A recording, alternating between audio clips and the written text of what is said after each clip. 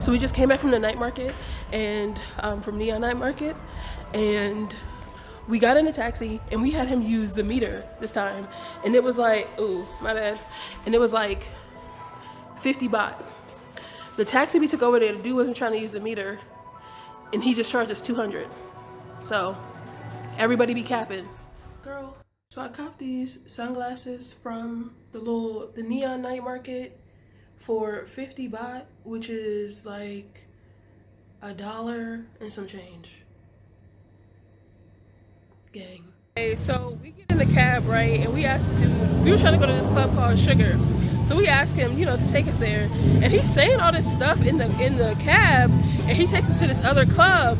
And we're like, no, we want to go to Sugar, like take us to Sugar. And he was trying to tell us like this other spot was like, you know, like it was nicer, it was a lot of people, so on and so forth. We're like, no, we want to go to Sugar. He was like, no, this is a good spot, whatever. So he takes us to Sugar. Girl, we get over there, we didn't even go inside, but it was looking very dry. Like the other spot he took us to, it was definitely looking like way more lively. So it was like, okay, maybe your man's was right. The real thing is like out here, as I told y'all, a lot of people be capping or like, you know, kind of just like scamming or whatever. So you just don't really know like who to trust and if they're like playing around. You know, we have come across a couple honest folks.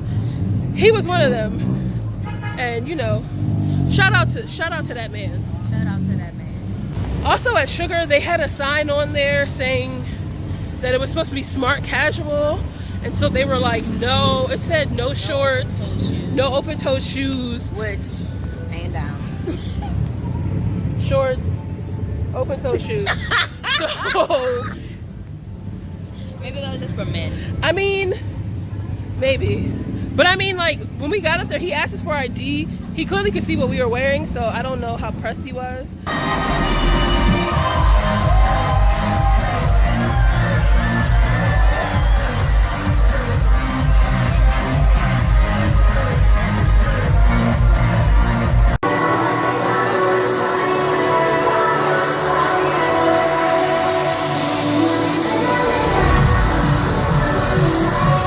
This is what you get after you go to the club.